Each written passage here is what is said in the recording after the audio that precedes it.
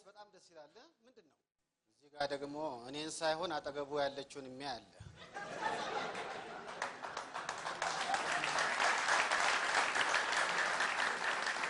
አየዋለሁ እንዲህ ብሏል።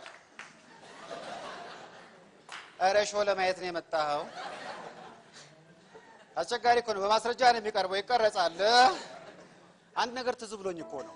ሴትዮዋ ፋርማሲ ሄዳ ለፋርማሲስቱ ማራታይን መርዝ መግዛት ፈልጋለሁ። ለምንሽ? መርዝ ዝም ብሎ ይሸጣል? ለምንሽ? እንዴ በቃ መርዝ በቃ ያስፈልገኛል። እንዴ ዝም መርዝ ዝም ብሎ አይሸጥም። መጀመሪያ ጉዳዩ ምንድነው? ባሌ ከሌላ ሴት ጋር ሲያማግጥ አገኘሁት። በቃ ልገለው ፈልጋለሁ። መርዝ አይ መርዝ አይሸጥም። ስሚ ዝም ብለሽ ከመሬት ተነስተሽ ሰው መግደል አይቻልም። በወሬ አይደለም እኮ ስማ፣ ይኸውልህ እጅ ከፍንጅ በፎቶ እኮ ነው ያስኳቸው። ፋርማሲስቱ ሲያይ ከራሱ ሚስት ጋር ነው። ይኸው እኔ እኮ ማዘዣ ይዘሽ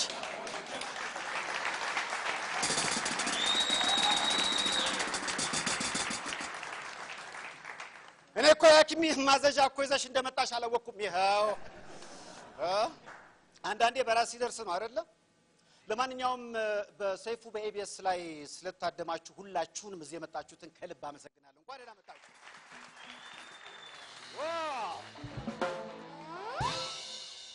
እንደዚህ አማረ ስቴጅ ለገነቡልን ለክለቤችቶች እባካችሁ ምስጋና።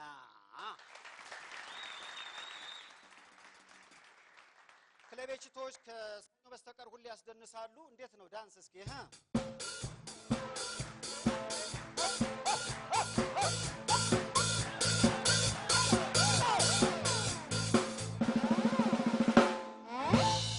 ሰው ልታሳብዱ ነው እንዴ? ኧረ እባካችሁ ተው። እንደዚህ ያሳመሩኝ በጣም በሚገርም ሁኔታ ለገና ልዩ ቅናሽ አላቸው። በኤግዚቢሽን ማዕከል ብትሄዱ ልብሶቹን በልዩ ቅናሽ ይሸጣሉ። ሰርግ ካለ ምርቃት ካለ ቲሞኒየር ሜዲን ኢትዮጵያ ነው ከነ ሰውየው። አመሰግናለሁ።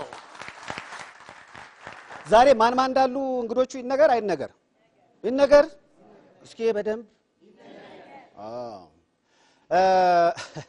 መንገድ ላይ ሲያገኙኝ ህፃናት ምንድነው ሽማግሌና አሮጊት ብቻ የምታቀርበው?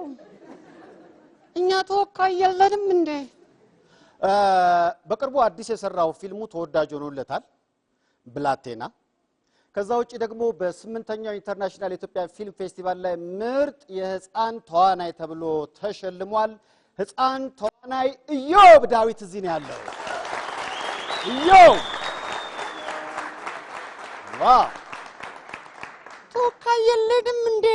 ያው እንግዲህ ዛሬ ትንሽ ይመጣና የሚያወራኝ ነገር ይኖራል ብዬ ተስፋ አደርጋለሁ። ዛሬ እንግዲህ ኩዮቼን አወራለሁ።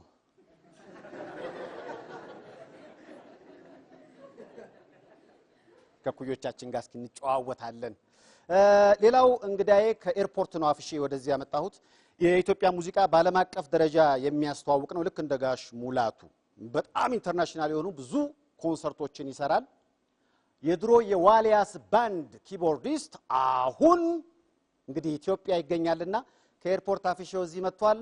ዝነኛ ሙዚቃ አቀናባሪ ኃይሉ መርጊያ እዚህ ነው ያለው።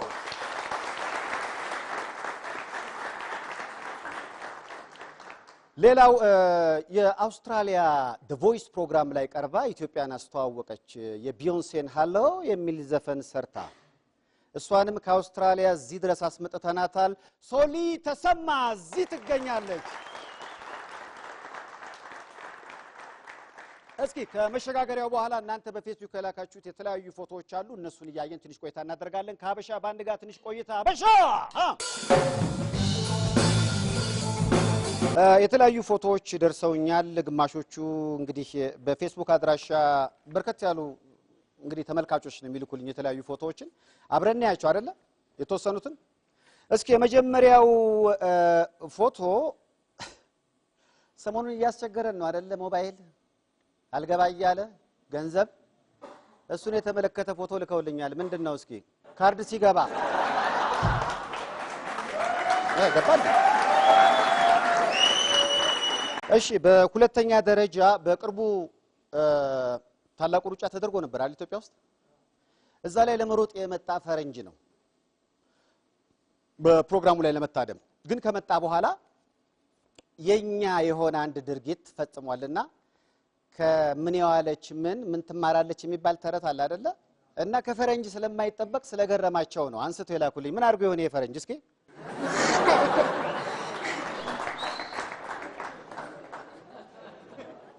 ሚስተር ጆንስ ወይኔ ሚስተር ጆንስ በጣም ነው ያሳቀኝ ሌላው በጣም የሚገርመው የትራፊክ አደጋ እየበዛ ነው አይደለ እና በፍጥነት ይሄዳሉ ቃለ ማድረስ አንዳንዶቹ እንደውም አንድ ትሪፕ ሄዱና ሲመለሱ ለራሳቸው ስለሆነ ለዛ ነው አሉ ይያሉ የሚሄዱት አዲስ በተሰራው ከአዲስ አበባ አዳማ መንገድ ላይ ፍጥነቱ መንገድ አለ አይደል እዛ ላይ የተገለበጠ መኪና ነውና ምንድነው የተገለበጠው አንድ የሰይፉ ቤቢስ ተመልካች ነው አንስቶ የላከልኝ ምንድነው አይሱዙ ነው ቲማቲም ነው እንደውም የስፓኒሾችን የቲማቲም የሚደባደቡበትን ቀን አስመሰሉት አይደል የዚህን ቀን ነው ወደ አንድ ጓደኛ እየመጣ ለእናቱ ደወለ ሄሎ እማዬ ደህና ነሽ ምሳ ደረሰድ ምን ሰራሽ ፓስታ በቃ ስጎ እዚህ ነው ያለው ፓስታውን ላኪው የተቀቀለው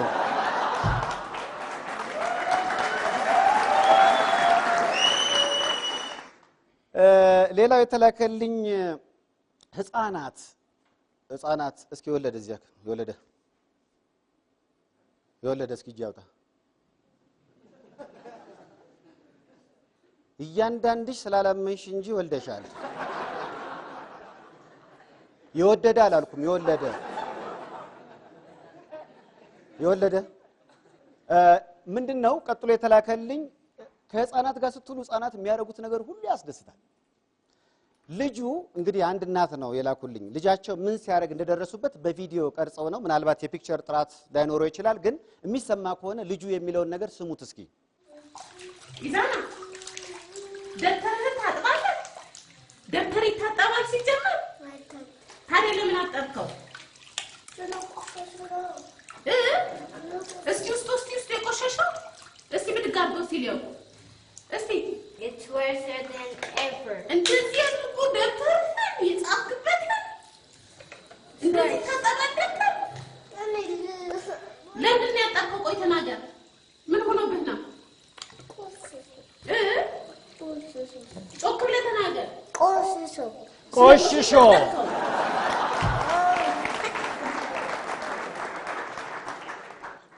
እኔን ማቀው አወቅሽ ሲሏት ምንድነው የሚባል ነው አይደለ ግን ልጅ ሆኖ በቃ ሳይው ቆሸሸበትና ንጹህ መሆን ፈለገ ሲማሪው አለውን በአጠቃላይ አለዋ ሌላው ምናልባት ባለፈው በዚህ በሰይፉ በኢቢኤስ ፕሮግራም ላይ ያስናቀችው ወርቁ ልጅ ታሪክ አይታችሁታል እስኪ ያየሰው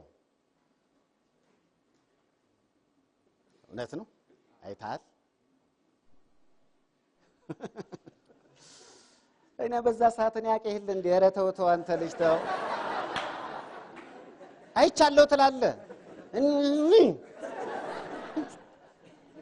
ለማንኛውም አይቷል ሰው ነግረውታል እና አይቷል ያስናቀችው ወርቁ ልጅ ታሪክ ካዩ በኋላ ልባቸው ተነካ የሳሮ ማሪያ ሆቴል ባለቤት የየሱሃም ባለቤት ናቸውና እንደው ምንም ባናረግላቸው አሉ ቢያንስ አብሬያቸው ራት ልብላ እባክይዛቸውና ብለውኛል እስኪ ራት ስንበላ ያለችዋን ትንሽ የቪዲዮ ስለሆነች እሷን ደግሞ ልጋብዛችሁ እጅል ዘጋነት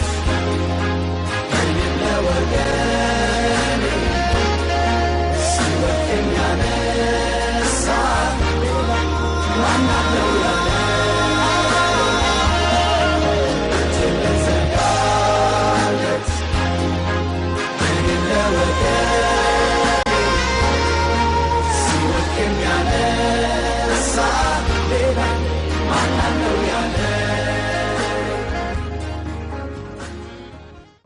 ስለዚህ የራት ግብዣን አስመልክቶ ነው ዛሬ የተሰባሰብነው ይሄንን አስመልክቶ ሚጡንና ቤተሰቦቿን እንዲሁም የየስ ብራንድ ፉድስ ኤንድ ቤቨሬጅ ፒኤልሲ እንዲሁም የሳሮ ማሪያ ሆቴል ማኔጂንግ ዳይሬክተር እና ባለቤት አቶ አለማየሁ ንጉሴን ከቤተሰቦቻቸው ጋር ራት እንዲያነሱ በአክብሮት ጋብዛለሁ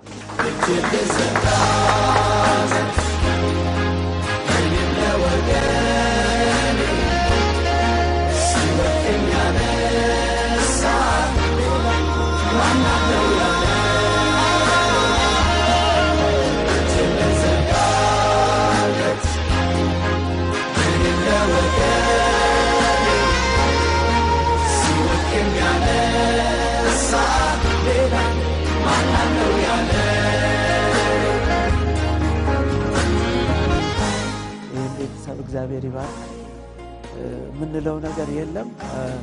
እዚህ ጋር አንድ ትንሽ ስጦታ አለ። መጀመሪያው ስጦታችን ማራማዊት የምትሰጠው ነገር አለ።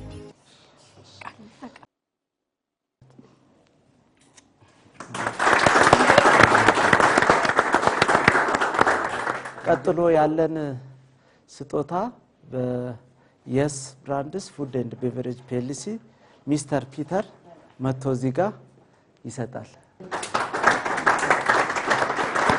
ነይ ቁጭ። ሁለተኛ ስጦታ አለን። ሳሮ ማሪያ ዳይሬክተር አቶ ሰለሞን ይህንን ስጦታ ይሰጡልናል።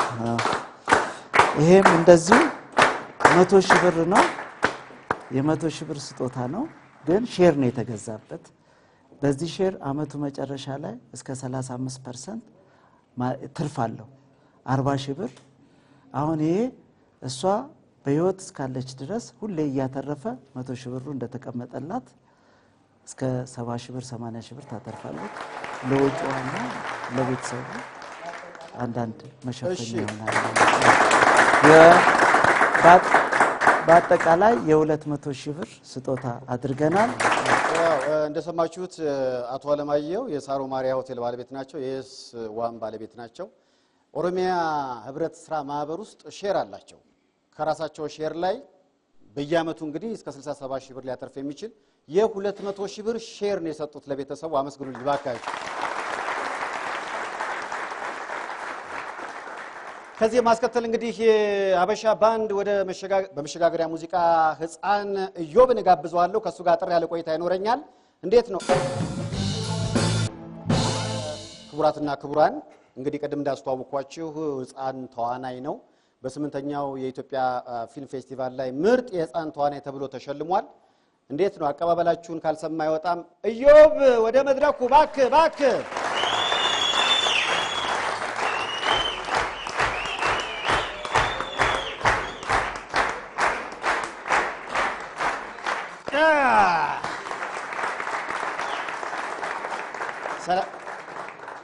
እንዴ አክብረው እያጨበጨቡልህ እንዴት ነው ነገሩ?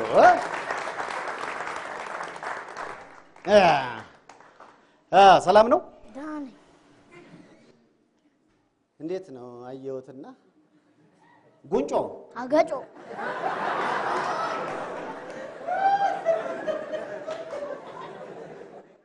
እኔ ጉንጮ ያልኩት እኮ ይሄ ጉንጭህን ለማለት ነው። የማገጭ ነች ነው። መቼም ህፃን ኢንተርቪው ሳደርግ የመጀመሪያ ስለሆነ እዛ ጋር እንኳን አልቀመጥም። ምን አሰብኩ መሰለህ? እንደ ልጅነትህ እዚህ ላይ ቁጭ አድርጌ ነው የማወራ። አይ እዛው ቁጭ ብለህ ኢንተርቪው ታደርገኝ ይሻለኛል። ለምን? ወልደ ቀፍ 50 ዓመት እኮ ሞላ። እንዴ እስካሁን የሰው ልጅ ታቅፋለህ እንዴ?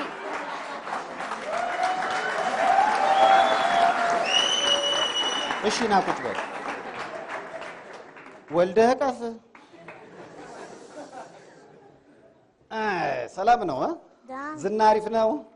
ዳን እግዚአብሔር ይመስገን። አሁን አንተ በ50 ዓመት ያላገኘውን እኔ በ12 ዓመቴ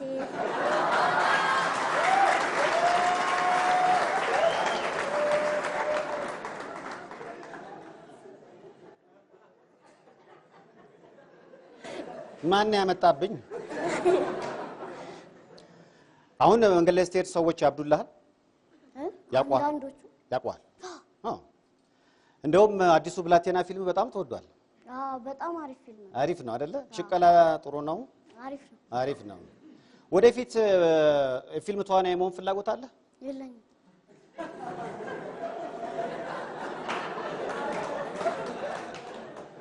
ለምን? ሳይንቲስት መሆን ነው የምፈልገው።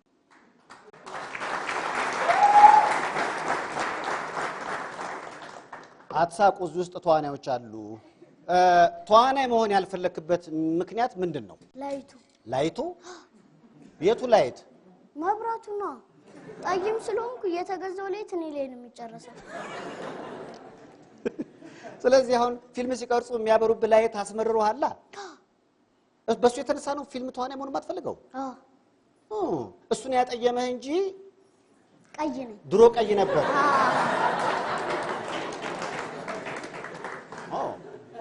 የብላቴና ፊልም ላይ ሼባው ይላል ሼባው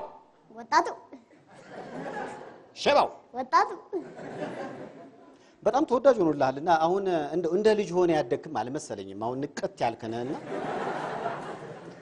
አሁን የዛሬ ዝም ብዬ ወደ ኋላ ስመለስ አንተ ላይ ሆኜ ሳስብ የተጫወትኳቸውን ጨዋታዎች አሁን ናባሮሽ እና ኩኩሉ እነ ሌባና ፖሊስ አሉ አሁንም ትጫወታቸዋለህ አሉ ትጫወታለህ ስንት አመት ነው ምን እኔ 12 በ12 አመት ስንት ፊልም ሰራ ሁለት ፊልም መጀመሪያ እኔ ስሰማ ወጣቶችና ህፃናት ቲያትር ነበር የገባው ህፃናትና ወጣቶች ነበር ለምንድን ነው የገባው ውዝዋዜ ሰለጥን ነበር ውዝዋዜ አትቻልም አሉ እችላለሁ ልፈትንሽ እንዴ ችግር የለም ይፈተን እንዴ ዲጄ ሼሪ እስኪ የሆነ ነገር ፈትነው እስኪ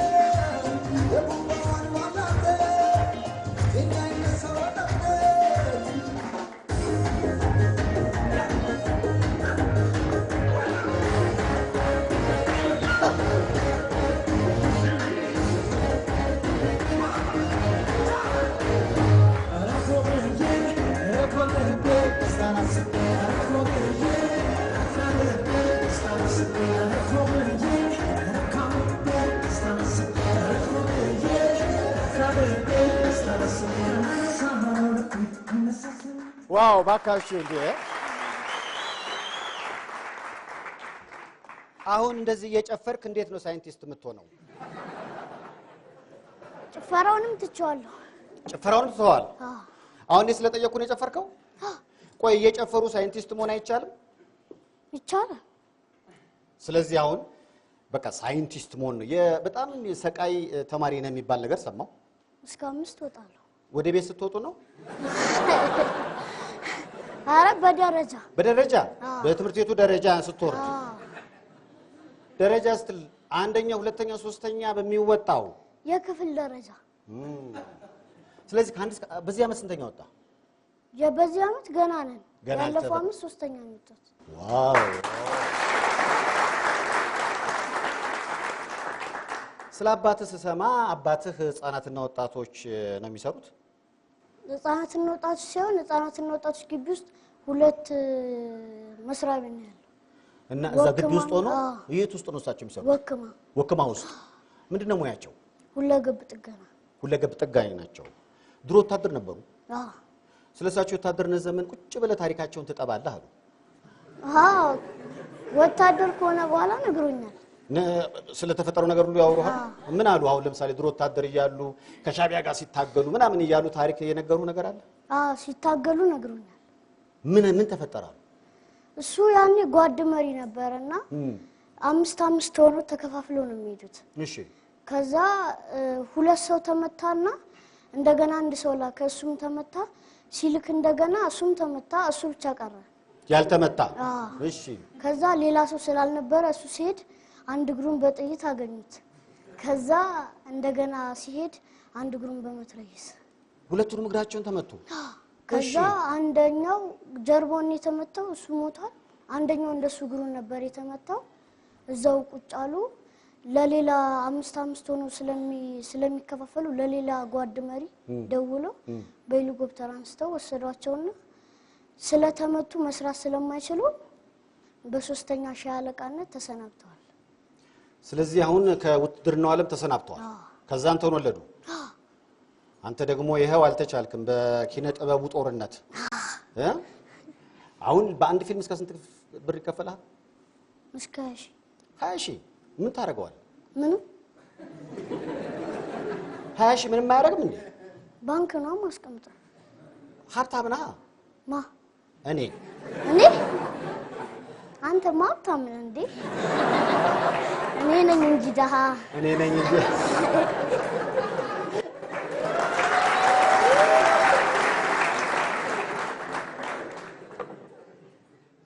ዝም ብዬ ስላንተ ሳስብ በጣም በቃ አሁን አሉ ከተባሉት ተዋናዮች ጋር ሁሉ እየሰራ ነው። ለምሳሌ በቅርቡ የሰራው ብላቴና እጅግ በጣም ተወዳጅ ሆኖልሃል። ብላቴና አሪፍ ፊልም ነው። ዝም ብለን ትንሹን ነገር እንዴ ብላቴና ላይ እንዴት የተወና በቃቱ ማየት ፈልጋላችሁ? እና ጉደኛ ልጅ እኮ ነው እንዳው ትልቅ ሰውዬ ይመስሉኛል። በርግጥም ግን የ12 ዓመት ሰው ነዎት? ተረጋግጧል? በሳይንስ የተረጋገጠ። እስኪ ባካችሁ እንየው ይሄ ልጅ በብላቴና ፊልም ላይ ሲተውን የትወና ብቃቱን የሚያሳይ ቦታ ካለ። ለምን ወርቀው ምናምን ስራ አይሰራም? ሰው ምን ይለኛል? እንደዛ ድል አድርጌ ደግሼ አስመርቄው በ500 ብርና በ1000 ብር ሊሰራ። እውነትሽን ነው። አይኔ ያየማ ወርዶ አይሰራም። ለሱ መሆን ያቅተኝ። እኔ ጉረኛ ወንድሜን አራኔ ታቸኝ እሱን አንቀዋርረዋለሁ።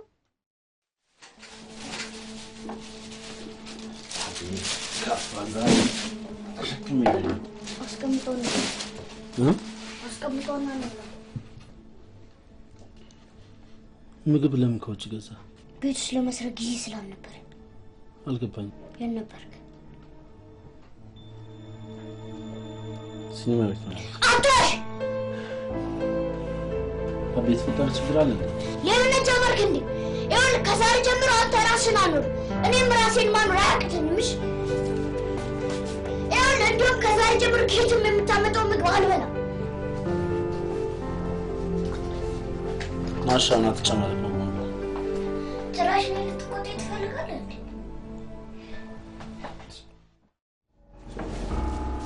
ተነሳ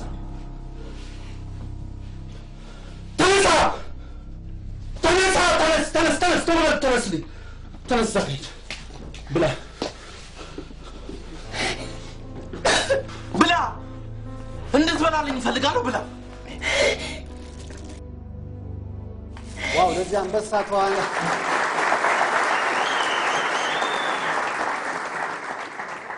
በፈለገበት ሰዓት ገጸ ባህሪ ውስጥ ይገባል አይገባም። አሁን እያየሁት ነበር ከባባ ጋር። አሁን እዚህ ጋር እኔ ስላየሁት ነው። ከብላቴና ትንሽ ነገር ማለት እንችላለን። እዚሁ ማለት እንችላለን። ከባባ ጋር ሰርታል። እኔ ደግሞ አይባባ እንችላለን መስራት ይቻላል። ገጸ ባህሪ ውስጥ መግባት ዝም ብለህ መግባት ትችላለህ። ዛሬ በርግዷል። ተሸክሜ ነው የመጣሁት። አስቀምጠውና እንብላ። ምግብ ለምን ከውጭ ገዛ? ቤት ውስጥ ለመስራት ጊዜ ስላልነበር። አልገባኝም። የት ነበርክ? ሲኒማ ቤት። አትዋሽ! መለመን ጀመርክ እንዴ? ይኸውልህ ከዛሬ ጀምሮ አንተም የራስህን ብላ። እኔም ራሴን ማኖር አያቅተኝም። እሺ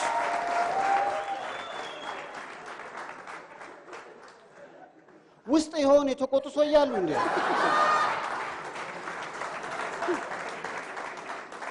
ስክሪፕት ማን ነው የሚያነብልህ? ክንፈም አባቴም እኔም አነባለሁ። አንተም አሁን ለምሳሌ ፊልም ድርሰት ካየ በኋላ ራስህ ትመርጣለህ? ለክንፈ ሰጠዋለሁ፣ እሱ ይመርጥልኝ። ክንፈ ማኔጀር ነው? አረ የብላቴና ፊልም ዳይሬክተር አለ እዚህ። እባካችሁ ለብላቴና ፊልም ዳይሬክተር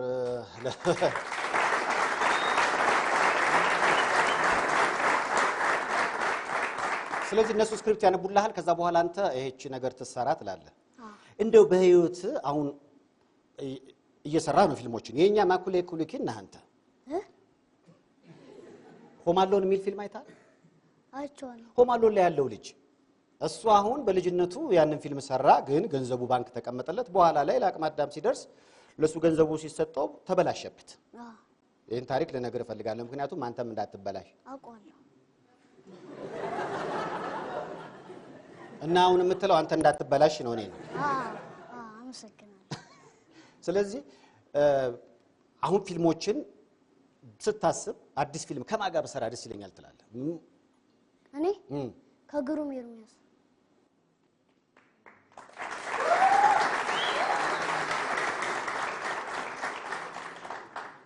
ከኔ ጋር መስራት አትፈልግም? አንተ አትችልም? አንተ ለምንድን ነው ጥምድ አድርገህ ያዝከኝ? ምንድን ነው ያደረኩት? ስለማትችል ነው እንዴ? ስለማትችል ደስ ይላል። እንደ ህፃን ከህፃኖች ጋር ትውላለህ፣ ፊልም ስትሰራ ደግሞ ከአዋቂዎች ጋር ትውላለህ። ሁለት የተለያየ ዓለም ማለት ነው። የትኛው ደስ ይላል? የህፃናቶቹ። ምን ታረጋላችሁ?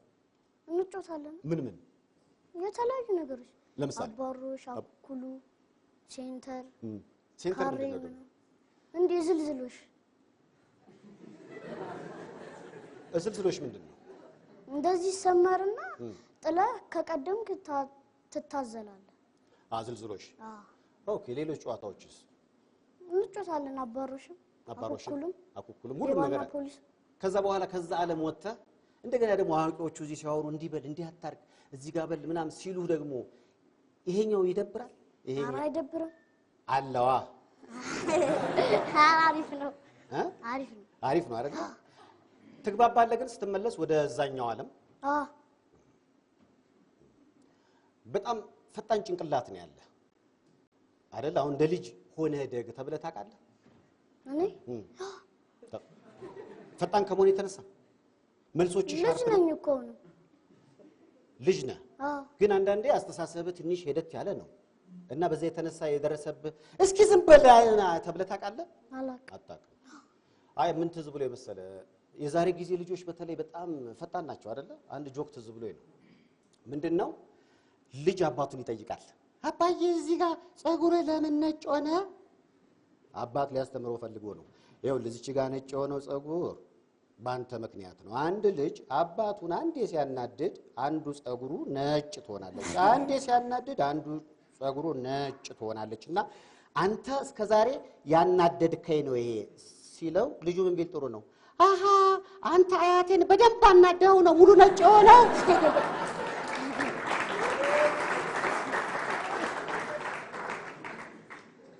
ይሄ ነው የእናንተ መልስ። እንዳልወልድ ያደረገኝም እንዲህ አይነቶች መልሶች ናቸው እንድታውቀው።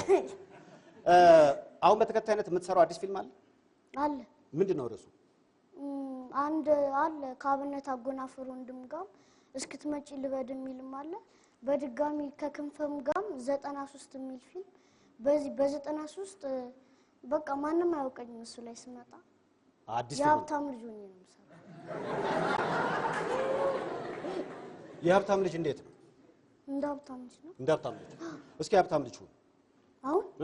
ለምን የሀብታም ልጅ ለመሆን አሁን ለምሳሌ ካሁን በፊት ተሰራኸው የተሸለምክበት ፊልም ምንድነው? ያልታሰበው ላይ ምን አይነት ልጅ ነበርክ? የጎዳና ልጅ። የጎዳና ተዳዳሪ። እንደውም እሱን ፊልም ስትሰሩ ታስረህ ነበር የሚባል ወሬ አለ። ታስረህ ነበር? ማን ያሰረ? ፖሊስ። ምን አድርገህ? እዛ ሌሊት 6 ሰዓት እየተቀረጽን እያለ ከአዲስ አበባ ፈቃድ አልወሰዱም እና ቀራጮቹ። እሺ እኔ ነበር ስቀረጽ የነበረው።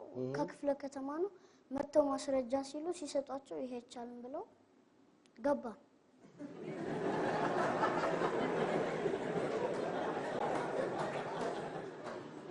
አንተን የወሰዱ ካሜራ መስላቸው ነው?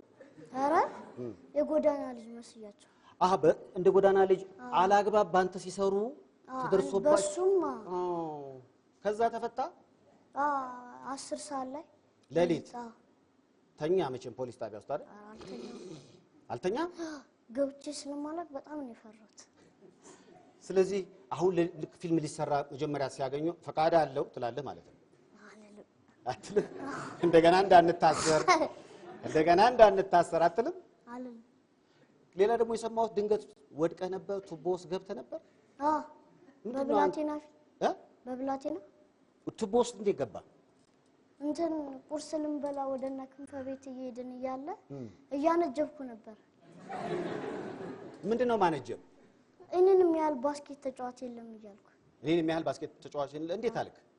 እንደዚህ በቃ ትልቅዬ ቁምጣ ለብሼ። እስኪ እንዴት ነው? እስኪ ያሳይ። ትልቅ ነው ቁምጣውና እንደዚህ እያልኩ። እስኪ ከዛስ ምን አልክ? ከዛ እያነጀብኩበት ለክንፈ ሲሄድ እሱ ፊት ነው የሚሄደው። ከዛ እጄን ከትቻለሁ ውስጥ ቱቦ ተለቅ ያለ ነው። ከዛ ልከት ስል ያዳልጠኛል ጉድቅ። ከዛ በኋላ ማነጀብ አቆምክ? የማነጀብ ጉዳቱን አየህ ማለት ነው። እንደ ልጅ አሁን አንተ ተወካይ ነህ፣ የብዙ ኢትዮጵያውያን ህፃናት የኛ ተወካይ ነህ። ምንድነው ህፃናቶች ምን መደረግ አለበት ህፃናቶችን በተመለከተ የሚል መልእክት አለ? እኔም አንተም ስለ ህፃናት። በፊልሙም በተለያዩ ረገድ በፊልሙ ረገድ ብናይ የህፃናት ፊልም የኔ ያህል አይሰራም። የሚሰራው የአዋቂ ፊልም ነው። በአዋቂዎችም ስንሄድ ደግሞ በተለያዩ ነገሮች እንዲህ በየቦታው መጠጥ ሲጠጡ ምናምን ለህፃናት ጥሩ ነገር መስሏቸው ነው የሚታየው። ይሄ ነገር ደግሞ ራሳቸውን እንዲያበላሽ ነው የሚያደርገው። በተጨማሪ ደግሞ ሲጋራ ግዙ ተብሎ ይላካሉ ህፃናት። እሺ በዚህ ጊዜ ጥሩ ስለሚመስላቸው ወደዛ ሱስ ውስጥ ይገባሉ። ይሄ ቢቀረፍ ጥሩ ነው እላለሁ።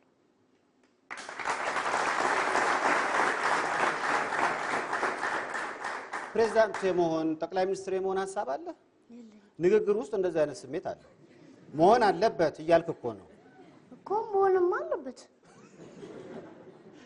እነዚህ ነገሮች ለምሳሌ አሁን ከተናገርከው ነገር መንገድ ላይ በረንዳ ላይ ቢራ ዘርግተው የሚጠጡ አሉ። ህፃናቶች ሆናችሁ ስታዩት ያንን ነገር ወደፊት አድጌ ልጠጣው የሚል ነገር ይመጣል ነው። ሌላው ደግሞ ሲጋራ ስትላኩ ጥሩ ነገር ይመስላል። ስለዚህ አጭሽው ትላለህ ወይ ዞር ብለህ ደግሞ ትሞክረው ይሆናል። እነዚህ ነገር እባካችሁ አዋቂዎች ለእናንተ መጥፎ የሆኑትን ነገሮች ስታደርጉ ለኛ መጥፎ የሆነ ትምህርት አታስተላልፉ ነው መልእክት። ኧረ አመስግኑት ይሄ ልጅ በእናትህ። ህንድ ፊልም ትወዳለህ? ህንድ ፊልም ምን ጠቅሞኛል ትላለህ? ምንም አልጠቀመህ? ከህንድ ፊልም ምንም ጥቅም የለም? ጥቅም ከሌለው እንዴት ወደድከው? ደስ ስለሚለኝ። ምንድን ነው አሁን የህንድ ፊልም ለማወቅ ህንድኛ ያስፈልጋል ብዬ ስለማሰብ ነው። ህንድኛ ትችላለህ? ይሄን ያህል አልችልም፣ በጣም ትንሽ ነው የምችለው። ታዲያ እንዴት ገብቶ ነው ህንድ ፊልም የምታየው? በምልክታቸው። እንዴት? በሚያሳዩት አክት ይገባኛል። ሲያለቅሱ ችግር አለ ማለት ነው። ሲስቁ ደግሞ ደስታ አለ ማለት ነው። ሲደባደቡ ችግር አለ ማለት ነው። ስለዚህ በዚህ ስሜት የህንድ ፊልም ቁጭ ብለህ ታያለህ። ዋው!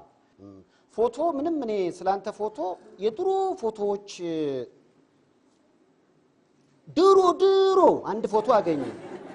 ያንተን የድሮ ፎቶ ከአንድ ዓመት በፊት ምንም አማራጭ የለም። መቼ ነው ፎቶ የተነሳው?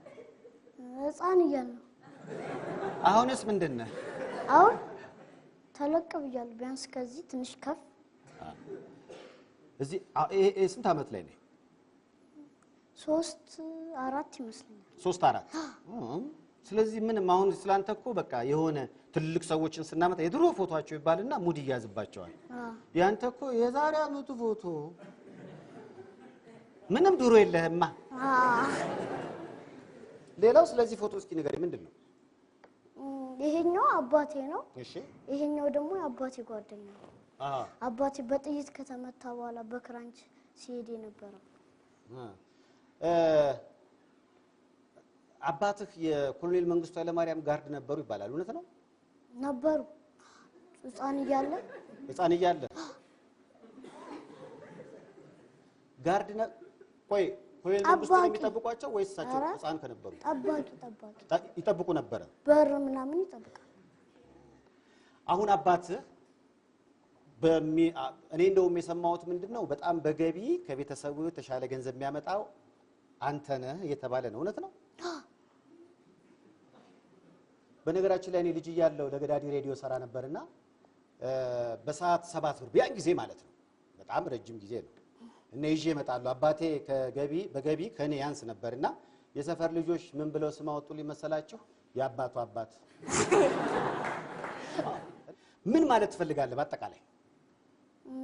በቃ ሁሉንም ማመስገን የምፈልጋቸውም ሰው አሉ። እስኪ አመስግናቸው። በመጀመሪያ ደረጃ ለእመቤታችን ለቅድስት ድንግል ማርያም ልጅ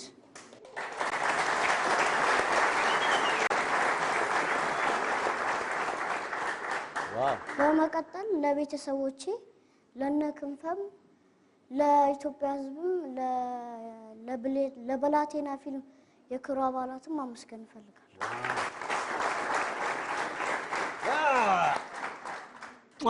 አመስግኑልኝ። ይሄን አንበሳ ተዋነ አመስግናችሁ ሸኙት። እባካችሁ አቀባበላችሁን አይቶ ይውጣ ጋሻ ይሉ። እባካችሁ ጋሻ ይሉ እባክህ።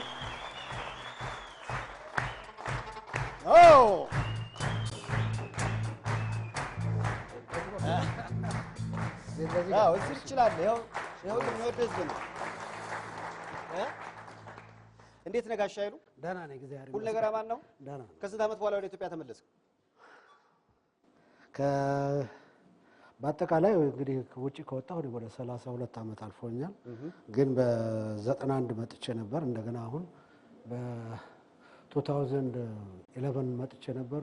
እንደገና የዛሬ ዓመት መጥቼ ነበር። የዓመት ተኩል አካባቢና አሁን በአሜሪካን እያየው ነበርና ትልልቅ መጽሔቶች፣ ጋዜጦች፣ የመገናኛ ብዙሃን ስላንተ ይዘግባሉ። ትልቅ ሙዚቀኛ ሆነሃል። አዎ በጣም እግዚአብሔር ምናልባት ለማስረጃ ያህል እንዲሆን እነ ፒዲዲ የሚወጡበት ሜጋዚን ላይ እንደዚህ ፍሮንት ፔጅ ላይ ከነ ፒያኖ የወጣው ጋሽ ኃይሉ ነው። ያው እንግዲህ ልጅ ነበርክ መሰለኝ ወጣት ያው ስለሱ የተዘገበ ነው ይሄ። እዚህ ጋር ደግሞ ስለ ፓፍ ዳዲ ነው እና በዚህ ደረጃ የበቃ ሙዚቀኛ ነው ላችሁ ነው። በጣም አመሰግናለሁ።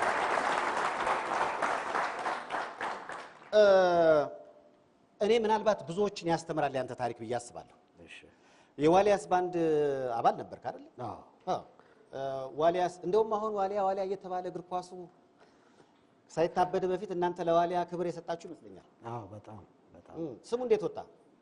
ስሙ እኛ ዋሊያስ ባንድን የፈጠርነው እንግዲህ ከአቋቋሙት ውስጥ አንዱ ነኝ። እኛ ስናቋቁመው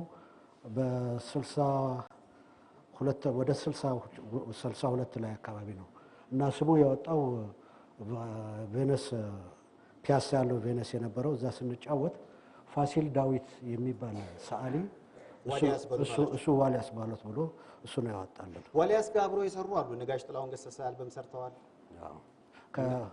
ጋሽ ሙሉቀን ከኛ ጋር እነሱ እንግዲህ ከኛ ጋር ብዙ የሰሩ አሉ። ለምሳሌ ከነጥላሁን በፊት አለማየሁ ቦርቦር ከኛ ጋር ተሰርቷል። አበበ ተሰማ ከኛ ጋር 45 እቺ ትንሿ ሸክላ ሁለቱ ሰርተዋል። ከዛ ሙሉቀን ሰርቷል። እና ጥላሁን ገሰሰ ከአንድም ሁለት ሾሌ ያነጭ ጠላ ያለበት እሱ ሁሉ ከኛ ጋር የተሰራ ነው። አስቴርም ከኛ ጋር የሰራቸው አለ። አስቴር አወቀም ሰርታለች። አዎ መሐሙድ አህመድ ከኛ ጋር የሰራው አለ። ውብሸቱም ፍስሐ፣ ጌታቸው ካሳ እነኚህ ሁሉ ከኛ ጋር ብዙ የሰሩ ሰዎች አሉ። በጣም ብዙ ስራዎችን ሰርታችሁ ነበር። በኋላ ላይ ግን አሜሪካን ሄድክ። አሜሪካን ሄደህ ደግሞ ምናልባት ታሪክን ሳይ ለብዙዎች ትምህርት ትሰጣል የምለው የጋሽ ኃይሉ ታሪክ በታክሲ መንዳት ስራ ላይ ተሰማራህ። እውነት? አዎ። በታክሲ እየነዳህ አንዲት ጋዜጠኛ አገኘችህና እኔ የሰማሁትን ታሪክ ነው ታጣራልኛለህ አንተ።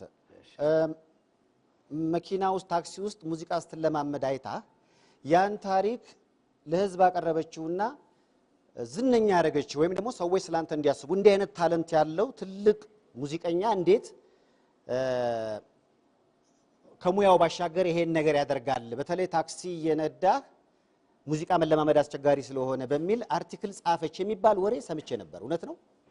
እውነት ነው፣ ግን አቀማመጡ ትንሽ ለየት ይላል፣ ተዛብቷል። አዎ ትንሽ። አዎ ለምን ዋናው አሁን እኔን እዚህ ደረጃ ሊያደርሰኝ የቻለ የኦሰም ቴፕስ ፍሮም አፍሪካ የሚል ብራያን ሽምኮቪች የሚባል ሰውዬ እዚህ ለጉብኝት መጥቶ ባህር ዳር የሆነ ሱቅ ገብቶ የኔ ድሮ የሰራሁት ሸሞን ሟና የሚባል ሙዚቃ ካሴት ገዝቶ ሄዶ በዛ ነው ያገኘ። ከዛ በኋላ ያ ሙዚቃ በሚወጣበት ጊዜ ሲቲ ፔፐር የዋሽንግተን ዲሲ ጻፈ፣ የዋሽንግተን ፖስት ጻፉ። የዛን ጊዜ ከቮይስ ኦፍ አሜሪካ አንድ የሆነች የቮይስ ኦፍ አሜሪካ የቴሌቪዥን ፕሮግራም የምታዘጋጅ ሰው እኔ ቤት መጣችና እንደዚሁ ኢንተርቪው ስታደርገኝ በመሀከል ላይ ፒያኖ ተጫወትልኝ አለች ማለት ነው። ይሄ የምታየው ላይ እና አሁን ፒያኖ ስጫወትላት ሴትዮዋ እንግዲህ ታክሲ ስትነዳ ረዥም ሰዓት መንዳት አለብህ ገንዘብ ለመስራት ማለት ነው።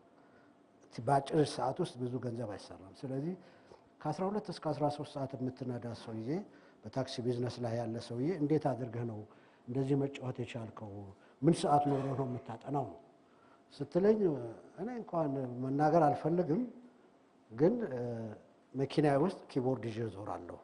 በባትሪ የምትሰራ ኪቦርድ አለችኝና ያን በዛ ነው የማጠናው ስላት እንደዚህ አይነትማ ነገር ካለ ለእኔም እንደው እንዲህ አይነት ሰው ማግኘቱ ለራሴም ለፕሮሞሽንም ይረዳኛል። ስለዚህ መጥቼ ማንሳት አለብኝ አለች። እኔ ዳላስ የኤርፖርት ታክሲ ነው የምነዳው እና እዛ መታ ያው እንዴት እንደማጠና ሁሉን ነገር አወሳችና አዘጋጀው፣ ቀረጸችውና አወጣችው። ከዛ በኋላ ምክንያቱም ሴትዮዋ የደነቃት ምንድነው እስከ ዛሬ ድረስ ሙዚቀኞች እኛ የምናውቀው ቤዝመንት ውስጥ የሚያጠኑ ነው ቤታቸው ውስጥ እንጂ ታክሲ ውስጥ አንተ ታክሲ ውስጥ የምታጠናው ተሳፋሪ እስኪመጣ ድረስ ነው? አዎ ተፈሪ እንግዲህ አንድ ሰው አደርስና ስመለስ ወደ ለሚቀጥለው ትሪፕ አንድ ሰዓት ወይ ኩል ሰዓት እቀመጣለሁ ማለት ነው። በመቀመጥበት ሰዓት ቁጭ አንዱ ወክ ያደርጋል፣ አንዳንዱ ያነባል፣ አንዳንዱ ሁሉም በየራሱ ፍላጎት ያደርጋል፣ አንዳንዱ ቁጭ ብሎ ይጫወታል። ስለዚህ እኔ ደግሞ ኪቦርዴን ከትራንክ ውስጥ አወጣና በኋላ ወንበር ላይ ቁጭ ብዬ አጠናለሁ ማለት ነው። ዋው እና ከዛ በኋላ ይሄ ነገር እንደዚህ አይነት ነገር የሚፈጠር ኬት እንደሆነ ማወቅ ስለምትፈልግ ያንን አደረገች።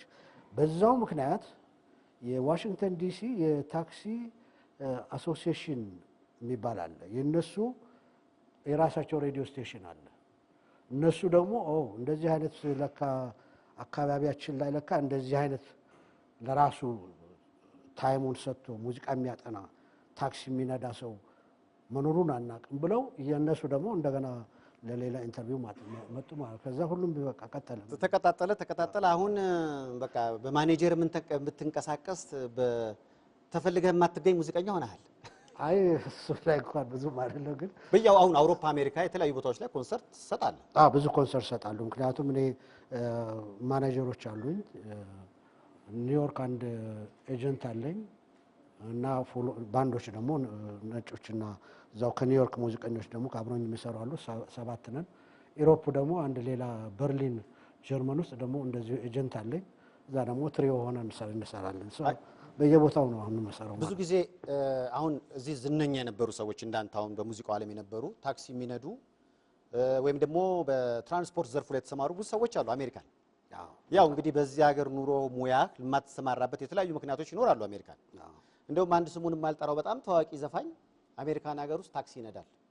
ስሙን አልነግራችሁምና የሆኑ ልጆች ከኢትዮጵያ ሄደው ያዩታል። ሲያዩት እንዴ አሉ። በቃ ስሙን ጠርተው እንዴ ታክሲ ይነዳል ምን ነው ምናምን አሉት። ከዛ ቀና ብሎ አያቸው። እኔን ነው? አዎ አንተ እናውቃለን እኮ ታዋቂ ዘፋኝ አይደለ እንደ ኢትዮጵያ ታክሲ ትነዳለህ ሲሉት አነሰ ባስ ልንዳ።